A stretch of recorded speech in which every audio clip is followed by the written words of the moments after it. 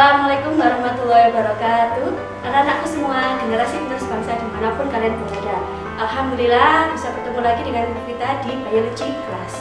Sebelumnya, Bu Vita ingin mengucapkan selamat kepada kalian yang telah melanjutkan ke semester 3. Nah, anak-anak, pada hari ini kita akan belajar mengenai sel. Nah, apa saja kita belajar tentang sel, yaitu 1. Pengertian sel, 2. Jenis sel, yang ketiga perbedaan antara sel hewan dan sel tumbuhan, dan keempat adalah fungsi dari organisme. Untuk lebih jelasnya, kita simak penjelasan berikut ini. Sudah familiar dengan istilah sel. Nah, apa itu sel? Nah, kita belajar di sini. Sebelumnya kita beralih dulu ke sekalian, kalian bisa lihat di gambar. Ya. Di situ ada, perhatikan gambar antara gambar A dan gambar B. Misalnya di situ ada gambar A, kita kenal dengan saudara merah. Sedangkan gambar B, bisa kalian lihat di sini ya. Di sini ada berbagai macam. Ini ada inti sel, di sini adalah membrannya, inti sel, membrannya, inti sel, dari berbagai macam sel.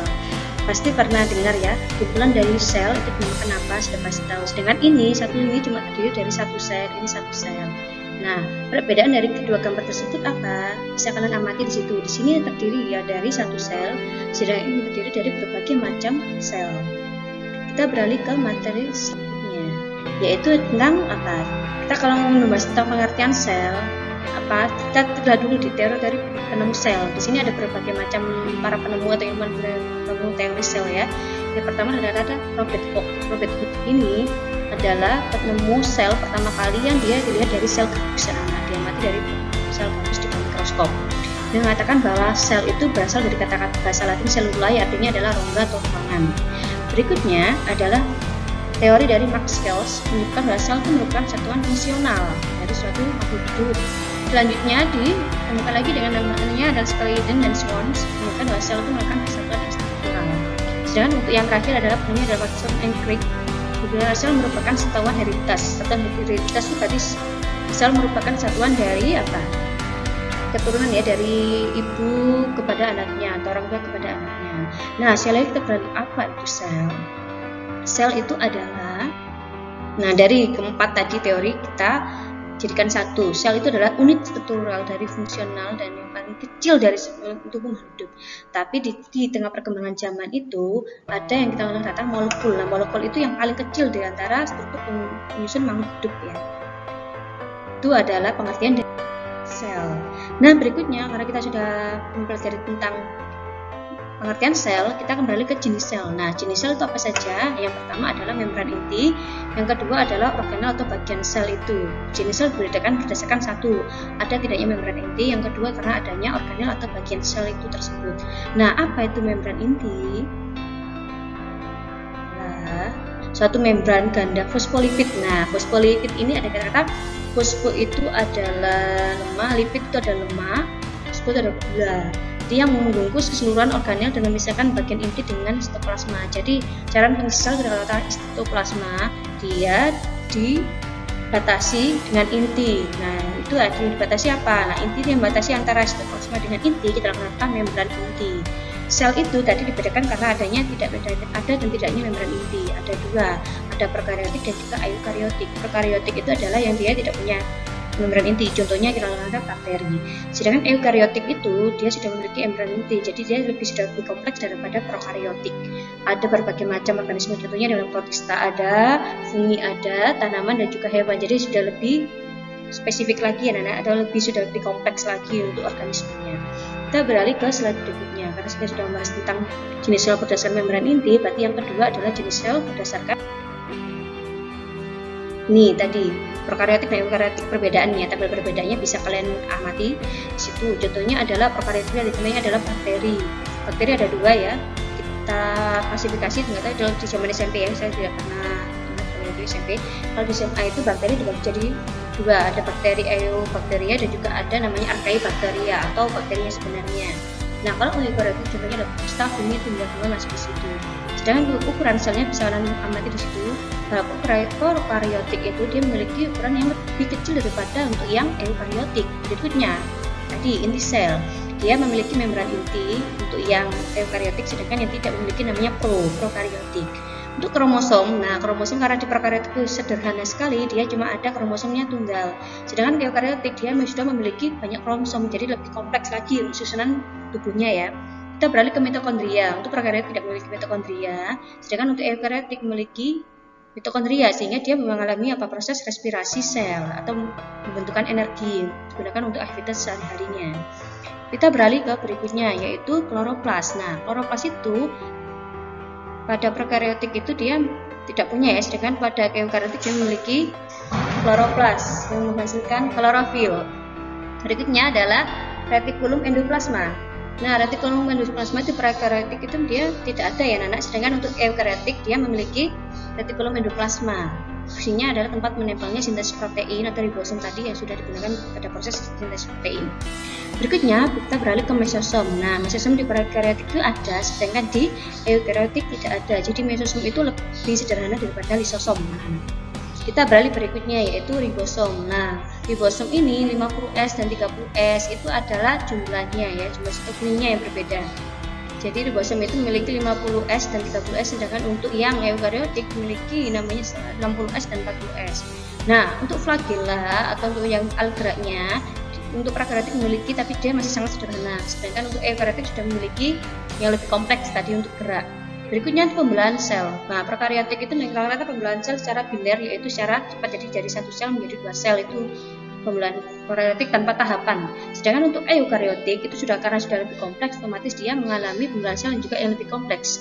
Dia namanya ada mitosis dan meiosis. Nah, pada zaman SMP saya yakin sudah pernah mendengar apa itu pembelahan meiosis dan apa itu pembelahan mitosis dan apa perbedaannya. Pasti saya yakin kalian sudah bisa ya, sudah pernah mendengar itu. Berikutnya untuk organisasinya, sedangkan prokaryotik lebih ke sel tunggal, jadi yang memiliki satu. Kalau untuk eukaryotik ada yang satu sel, ada juga yang multi sel atau banyak sel. Kita beralih ke slide berikutnya, yaitu jenis sel. Nah, berdasarkan penyusun atau organel selnya itu dibagi menjadi 2 anak. Ada sel tumbuhan dan ada sel hewan. Bisa kalian lihat di situ diamati, ada sel tumbuhan dan juga sel hewan. Nah, ternyata perbedaannya apa antara sel tumbuhan dan sel hewan? Pasti di zaman SMP juga sudah pernah diajarkan materi ini. Saja, contohnya adalah tabel perbedaan antara sel hewan dan sel tumbuhan. Contohnya adalah sel tumbuhan, dia memiliki membran plasma. Kedua, dia memiliki namanya dinding sel. Nah, pada sel tumbuhan itu memiliki dinding sel, sedangkan pada sel hewan tidak. Mengapa hewan tidak memiliki dinding sel ya? Karena memang hewan itu memiliki alat gerak yang sangat aktif sehingga tidak memungkinkan dinding sel. Ketika misalnya contohnya adalah sel hewan, jika memiliki dinding sel, bagaimana otomatis dia akan tidak mungkin lebih bebas bergerak daripada yang tumbuhan. Berikutnya kita beralih ke sitoplasma. Nah, dua-duanya ini punya anak. Jadi sel tumbuhan itu punya, sel hewan juga punya. Berikutnya ke RNA semua punya, ribosom punya, kompleks Golgi punya, lisosom itu punya, mitokondria itu punya. Nah, kloroplas itu hanya dimiliki oleh sel tumbuhan karena fungsinya sebagai fotosintesis. Sedangkan hewan karena tidak melakukan proses fotosintesis, dia adalah namanya heterotrof sehingga tidak memiliki namanya kloroplas. Berikutnya untuk vakuola. Nah, vakuola itu dua-duanya punya. Cuma sel hewan itu memiliki sel vakuola yang lebih sedikit daripada sel tumbuhan karena vakuola itu sendiri fungsinya adalah sebagai menyimpan cadangan makanan anak-anak. Nah, kita beralih yang berbeda dari sentriol. Sentriol itu di sel hewan ada, sedangkan sel tumbuhan ada. Karena tidak ada ya, karena fungsinya sentriol adalah membantu proses pembelahan sel pada sel hewan. Berikutnya untuk sentrosom. Nah, sentrosom itu tidak ada ya, kecuali tumbuhan tingkat rendah itu punya, tapi sedangkan di sel hewan sentrosom itu dia sudah punya. Kembali lagi karena fungsinya membantu pada saat pergerakan kromosom itu pada saat mau melakukan pembelahan sel. Berikutnya plastida. Plastida itu bisa kita lihat adalah sebagai pabrik dari kloroplas. Jadi ya fungsinya adalah sebagai tumbuhan yang punya ya, fungsinya untuk menghasilkan proses fotosintesis, melakukan proses fotosintesis, sehingga yang memiliki plastida ini adalah sel tumbuhan, sedangkan sel hewan tidak memiliki plastida. Kita beralih ke berikutnya. Nah, tadi karena kita bahas tentang perbedaan antara sel hewan dan sel tumbuhan berdasarkan organelnya, sekarang kita bahas organel selnya satu persatu, karakteristiknya juga gambarnya ya. Yang pertama organel selnya apa? Yang pertama adalah dinding sel. Dinding sel ini adalah jumpai hanya pada sel tumbuhan ya. Fungsinya adalah melindungi organel dalam selnya dan mempertahankan bentuk sel sehingga lebih dia bersifat lebih keras atau ibaratnya dia tidak bebas bergerak ketika ada dinding sel. Contohnya adalah tumbuhan itu bisa bergerak tetapi tidak akan bisa aktif seperti hewan. Itu. Berikutnya kita beralih sini. dinding sel terbuat dari selulosa yang membuatnya kaku dan keras. Selulosa itu yang berwarna hijau itu anak-anak, sehingga itu yang menyebabkan dinding sel itu bersifat kaku dan keras, sehingga tumbuhan itu tidak akan mudah aktif bergerak seperti pada hewan. Kita beralih ke slide berikutnya. Organel apakah yang berikutnya? Kita beralih ke organel berikutnya adalah membran sel. Nah, membran sel ini terletak di bagian luar sel hewan dan atau di balik dinding sel. Jadi berada di dalamnya dinding sel tersebut tadi. Fungsinya buat apa? Fungsinya adalah sebagai jalan keluar masuk zat dari maupun luar sel. Jadi tidak semua zat itu bisa bebas masuk keluar dalam zat. Makanya kita kenal kata-kata membran sel itu bersifat selektif permeable. Apa itu? Artinya adalah membran sel itu tidak mengizinkan, tidak membolehkan semua zat itu bebas masuk, hanya beberapa zat saja. Contohnya apa saja yang bisa masuk situ? Karena bisa kalian lihat di situ ya. Membran sel itu sebagian besar di bagian yang ini dia adalah bagian yang lemak ya. Ini lemak, lapisan lemak. Sedangkan di sini bagian atas ini itu adalah bagian lemak. Bisa kalian lihat di sini, dia bagian gambar anten ini kita kenal dengan kata gugus gula. Sehingga gugus gula ini menempel pada ini protein ya, protein. Jadi warna biru yang ini protein. Ketika gugus gula menempel pada protein, disingkat dengan kata ini glicoprotein. Sedangkan di sini ada saluran protein ya. Fungsinya buat apa? Kita akan membahasnya nanti di ganti kedua. Fungsinya saluran protein itu untuk apa? Yaitu adalah untuk dengan kata perpindahan zat. Nah, perpindahan zat seperti apa? Itu nanti yang akan kita bahas di 3.2 nanti secara lebih mendalam ya anak. Berikutnya kita beralih ke bagian membran sel, yaitu adalah ini. Di sini ada namanya ekor dan di sini ada kepala. Yang benar-benar kepala. Kepala ini dia bersifat hidrofili, jadi suka pada air. Sedangkan bagian ekor karena di sini isinya lemak semua, sehingga bagian ekor lebih cenderung tidak suka air, karena hidrofobik seperti itu. Nah, protein pada membran sel dibagi jadi dua anak, yang tidak menembus dua lapisan ini, lapisan 1 dan lapisan 2. Kita mengatakan protein perifer, sedangkan bagi protein itu yang menembus antara sel 1, lapisan 1 dengan lapisan yang kedua, mengatakan protein integral anak. Itu tadi yang sebagai struktur membran sel. Berikutnya kita balik ke organel sel yang berikutnya adalah plasma. Sitoplasma itu apa? Sitoplasma itu bisa istilahnya singkatnya adalah cairan pengisi di dalam sel. Nah, sebenarnya dia itu bukan organel, tapi karena di dalam suatu sel dimasukkan dalam organel itu. Sitoplasma, nah isinya apa aja? Di situ bisa kalian lihat terdiri dari lemak, protein, gula dan mineral, ya kan? Fungsinya sitoplasma itu apa? Sebagai tempat organel berada. Jadi organel berada di dalam sitoplasma itu. Kita beralih ke berikutnya. Inti sel. Nah, namanya inti sel itu berarti semua inti ya. Inti itu adalah aktivitas. Semua aktivitas dalam sel itu diwariskan. Ini ada proses pewarisan sifat DNA, RNA terdapat di dalam inti sel. Jadi fungsinya adalah mewariskan sifat ini yang pertama. Kedua, dia melakukan tugas yaitu mengatur seluruh aktivitas kegiatan sel. Dan disebut dengan inti sel. Untuk yang berikutnya yang kelima, organel yang kelima ada vakuola. Tadi yang ada vakuola. Vakuola fungsinya sebagai menyimpan cadangan makanan anak-anak. Nah, vakuola ini fungsinya adalah gudang sel. Namanya gudang itu fungsinya adalah untuk menyimpan segala hal dalam sel. Nah, termasuk juga tempat pembuangan zat-zat metabolisme yang berbahaya itu masuknya di vakuola. Kita beralih ke sel berikutnya adalah mitokondria. Nah, mitokondria ini fungsinya adalah aspirasi sel. Di sel dia menghasilkan ATP. ATP ini adalah sejenis energi yang digunakan individu untuk melakukan semua aktivitasnya, baik itu untuk lari, tidur, makan, minum, itu masuk. Itu kan kita semua memerlukan energi ya. Energi didapat dari apa? Proses respirasi sel ini sendiri. Berikutnya kita beralih ke organel sel yang berikutnya, setelah mitokondria adalah ribosom. Nah, ribosom ini berhubungan dengan proses sintesis protein anak-anak. Karena ribosom ini fungsinya adalah membantu proses menghasilkan proses sintesis protein, membantu proses sintesis protein. Sintesis itu adalah pembentukan protein dalam tubuh, itu penting sekali fungsinya untuk regenerasi sel.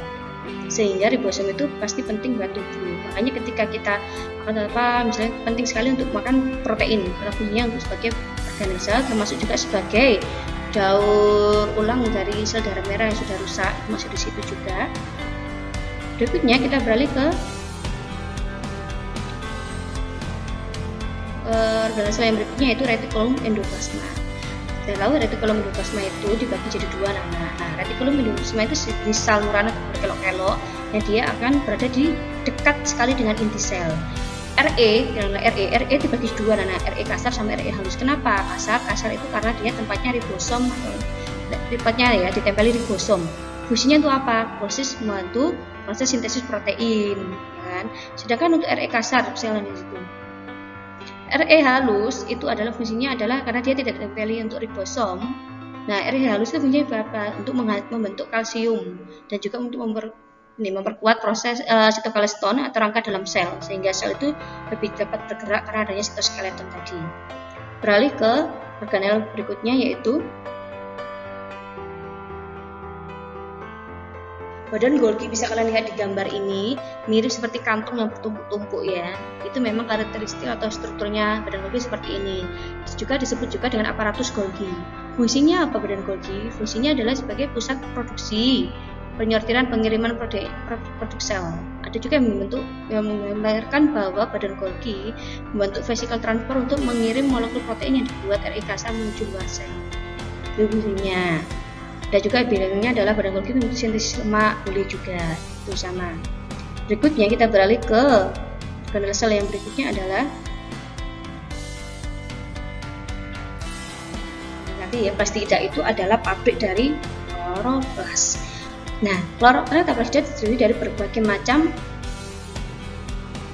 model ya, berbagai pigmen. Contohnya di sini adalah terdiri dari ada 3, leukoplas, kromoplas sama kloroplas. Bedanya apa? Bisa kalian lihat, leukoplas itu fungsinya ada plastida yang tidak berwarna, jadi yang transparan terdapat pada dimana di daerah akar, umbi dan biji itu masuk di leukoplas.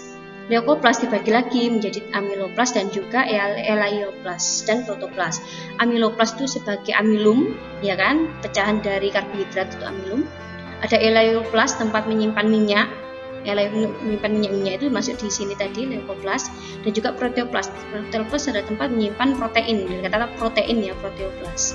Berikutnya tadi, karena plastida dibagi jadi 3, kromplas. Nah, kromplas apa? Kromplas itu adalah pigmen yang berwarna selain klorofil. Yang kita tahu ya, klorofil itu pasti pigmen yang berwarna hijau, itu masih di klorofil. Sedangkan selain itu, sebenarnya plastida itu memiliki berbagai pigmen. Jadi ada pigmen merah, ada pigmen biru, dan pigmen kuning. Tapi memang yang paling dominan adalah klorofil. Ada klorofil A dan klorofil B. Bedanya adalah di macam spektrum itu ya, panjang cahayanya, sehingga kita bisa menangkapnya adalah pigmennya itu ada pigmen warna merah, pigmen biru, pigmen kuning berdasarkan apa panjang cahayanya. Berikutnya kita beralih sini.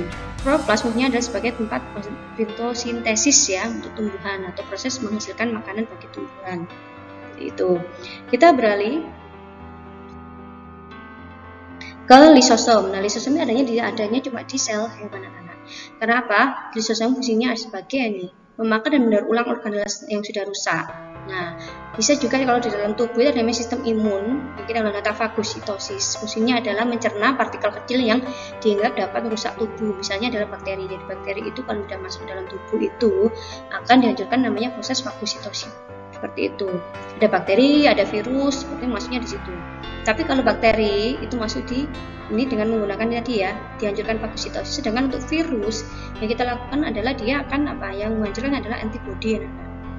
Jadi anak-anak, demikian penjelasan dari kita. Semoga bisa menambah wawasan kalian. Sampai bertemu lagi di kesempatan berikutnya. Ingat selalu tetap semangat, selalu menjaga ibadah, dan selalu untuk menjaga kesehatan. Wassalamualaikum warahmatullahi wabarakatuh.